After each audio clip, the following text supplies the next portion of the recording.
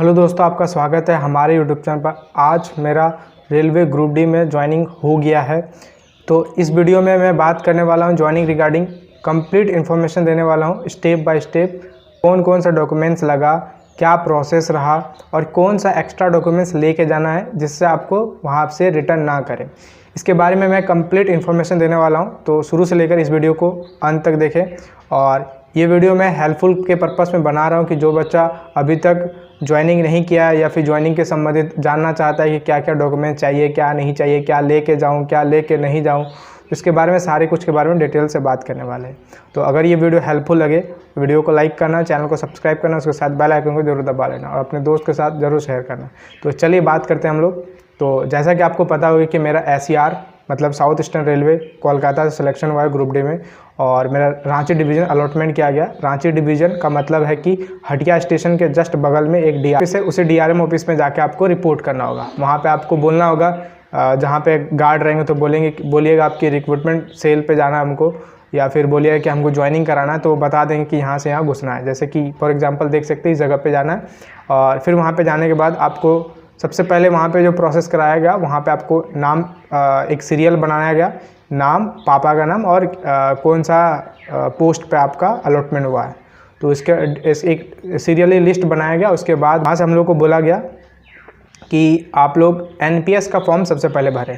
तो NPS का form तो हम लोग के पास था नहीं, तो इसके कारण हम लोग को बोला गया कि जाइए आप कोई कैफ़े वाले के पास या जेरोक्स की दुकान के पास। सामने में एक जेरोक्स का दुकान था जिसमें बोला गया कि आप जाइए वहाँ पे, आप NPS का फॉर्म लीजिए और NPS का फॉर्म भर के नॉमिनी के साथ आप इसको फुलफ़िल करके दें।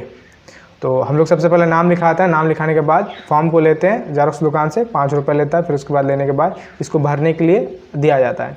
भरने के लिए स्पेशली वहाँ पे मेंशन था कि ब्लैक पेन से भरना, ब्लू पेन से नहीं भरना है। तो उसको ब्लैक पेन से भरे और इसमें एक फ़ोटो चिपकाना था, तो फ़ोटो चिपका दिया, सारा डिटेल्स भर दिया। सिर्फ एक पेज, ऊपर वाला पेज ही भरना है और पीछे साइड में एक पेज, अगला पेज में बस सिग्नेचर करना हो, इससे ज़्यादा कुछ डिटेल्स नहीं था। नॉमिनी में जो है उसमें कंडीशन थे कि जैसे मान लीजिए आप अनमैरिड है तो अपने मम्मी और पापा को ही रख सकते हैं। अगर आप मैरिड है तो अपने बच्चा और अपनी बेटी या बेटा या फिर पत्नी के नाम पे रख सकते हैं नॉमिनी। नॉमिनी है कि NPS फॉर्म, जैसे आप मर जाते हैं या फिर कुछ हो जाता है, आपका दुर्घटना हो जाता है, तो उसका जो आपका पेंशन जो कटेगा पैसा, वो पैसा आप निकाल सकता है उन लोग जो आपका नॉमिनी रहेगा। तो ये रहा नॉमिनी का प्रोसेस। नॉमिनी के लिए चाहिए था कि जिसको आप नॉमिनी रखें, जैसे फॉर एग्जांपल हमने रखा था कि अपनी मम्मी को रखा था, तो मेरे मम्मी का आधार कार्ड का जेरोक्स लगा और कुछ नहीं। मतलब जिसका आपको नॉमिनी रखना उसका आधार कार्ड का रखना, मतलब आधार कार्ड लेके जाना मस्ट है। अब हम लोग बात करने वाले हैं कि ये तो NPS का फॉर्म रहा और प्रोसेस में क्या क्या डॉक्यूमेंट्स मांगे गए। तो उसी NPS के फॉर्म के साथ सारे को अटैच करने बोला कि आप नॉमिनी का आधार कार्ड दें, और उसके बाद फिर अपना आधार कार्ड जो आप कैंडिडेट है वो, और उसके बाद फिर पैन कार्ड, और फिर उसके बाद बैंक का पासबुक का फ़ोटोकॉपी, और फिर उसके बाद कैंसिल चेक। एक कैंसिल चेक लेगा। और मान लीजिए अगर किसी के पास कैंसिल चेक नहीं था, तो जैसे एक लड़का था उसके पास कैंसिल चेक नहीं था, तो उस लड़का को बोला गया कि आपका सारा प्रोसेस कर दूंगा, लेकिन आपको ज्वाइनिंग नहीं कराऊंगा जब तक आप कैंसिल चेक जमा नहीं करेंगे। तो 10 दिन का उसको समय दिया गया कि 10 दिन के अंदर में आप कैंसिल चेक जमा कर दीजिए। ठीक, ये रहा प्रोसेस। एक्स्ट्रा डॉक्यूमेंट्स में अब बात करते हैं कि क्या क्या जेरोक्स लगा, कितना कॉपी जेरोक्स लगा। तो नॉमिनी का 1 कॉपी जेरोक्स लगा था, और पैन कार्ड का 2 कॉपी जेरोक्स लगा था, आधार कार्ड का 2 कॉपी जेरोक्स लगा था, और बैंक पासबुक का भी 2 कॉपी जेरोक्स लगा था, और फिर आपका कैंसिल चेक 1 लगा था। जो आप जेरोक्स नहीं, वो ओरिजिनल ही चाहिए उसको। ये रहा प्रोसेस डॉक्यूमेंट्स के। अब जो ज्वाइनिंग लेटर में जो जितने सारे डॉक्यूमेंट्स, जैसे अटेस्टेशन फॉर्म आया था, और उसके बाद आया था आपका character of certificate of character, ये जो सर्टिफिकेट थे, और एक था जो हम लोग का ज्वाइनिंग लेटर आया था जिसमें से मेंशन था कि क्या क्या पोस्ट मिला, वो वाला, वो सब सारे को वो ओरिजिनल सबमिट किए, है ना। अटेस्टेशन फॉर्म भी और आइडेंटिफिकेशन सर्टिफिकेट भी, जो दो पीछे में जो अटेस्टेशन फॉर्म था उसके पीछे में जो आइडेंटिफिकेशन सर्टिफिकेट था उसको भी चेक कर रहे थे। अब बात करते हैं कि उसको जमा करने के बाद क्या हुआ। तो सबसे पहले सारे चीज़ को अटैच करके एक फाइल था, उसको जमा, मतलब सिंपल से बात है, आपका नाम वाइज में बुलाया जाएगा और उसको जमा करना है। और इसमें अदर में आपको चाहिए, जैसे क्वालिफिकेशन में चाहिए, जैसे कि मान लिया 10 का सर्टिफिकेट, और इसके बाद मार्कशीट का जेरोक्स, ये दोनों का। और फिर उसके बाद जैसे आप जितना ज़्यादा अदर क्वालिफिकेशन देंगे उसका जेरोक्स और मार्कशीट, जैसे मान ली फॉर एग्जांपल 12 और 12 का सर्टिफिकेट, और फिर उसके बाद उसका मार्कशीट का जेरोक्स, और फिर उसके बाद ग्रेजुएशन का सर्टिफिकेट, फिर उसके बाद जेरोक्स। नहीं है तो प्रोविजनल भी चल रहा था। यहाँ तक बात कर रहे थे कि क्वालिफिकेशन के बारे में, लेकिन वहाँ पे भी वही प्रोसेस हुआ। बोला गया कि नहीं, हम लोग नहीं करेंगे अभी आपका अदर क्वालिफिकेशन को ऐड नहीं करेंगे, अभी आप बाद में आइएगा, फिर उसके बाद क्वालिफिकेशन एप्लीकेशन फॉर्म दे के आप बाद में अपना क्वालिफिकेशन को ऐड करा लीजिएगा। तो हम पूछे कि सर मान लीजिए बाद में कराएंगे तो फिर कोई प्रॉब्लम होगा क्या? तो ऐसा बोले कि ऐसा कोई प्रॉब्लम नहीं है, सब चलेगा। तो बोले ठीक है सर, कोई बात नहीं। तो अभी तक मेरा मैट्रिक ही रख दिया है।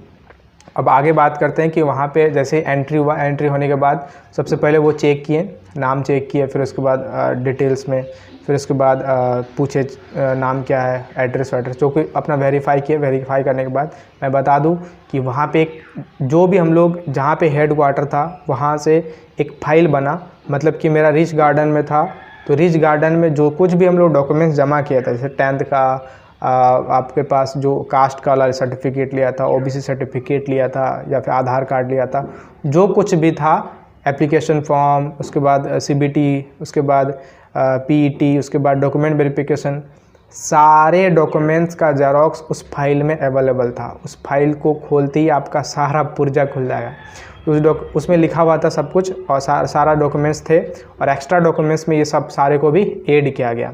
तो ये उसमें वेरीफाई किए, इस डॉक्यूमेंट्स के साथ इसको मैच किया गया, और मैच करने के बाद सारा कंप्लीट हो गया, मैच सही हो गया। और फिर उसके बाद वो सर भी मांगे ओरिजिनल 10 का सर्टिफिकेट और मार्कशीट, फिर उसको चेक किया, फिर चेक करने के बाद वहाँ से कंप्लीट हो जाता प्रोसेस। और फिर उसके बाद बोलते हैं कि थोड़ा देर के लिए बाहर जाओ।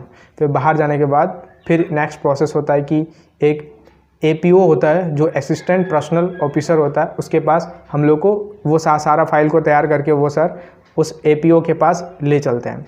फिर सारे को नाम वाइज में बुलाते हैं, सीरियल वाइज में, जो सीरियल नोट डाउन किए थे उसे सीरियल वाइज में बुलाने के बाद वहाँ पे फिर से वेरिफिकेशन होता है कि आप क्यों करना चाहते हैं, आपका क्वालिफिकेशन ये है, आप इसमें क्यों आना चाहते हैं, मतलब डिटेल से पूछ रहे थे कि आप करने के लिए इच्छुक है या नहीं है, उसके बारे में पूछ रहे थे। तो वहाँ पे कुछ नहीं, और थोड़ा बहुत वेरिफिकेशन हुआ, या आप ये नाम है, ये नहीं है, ये कास्ट है, वहाँ पे वेरिफिकेशन होने के बाद कंप्लीट हो जाता है। और जो OBC है ना, OBC वहीं पे अटैच है, तो OBC आपको नहीं मांगेगा एक्स्ट्रा में।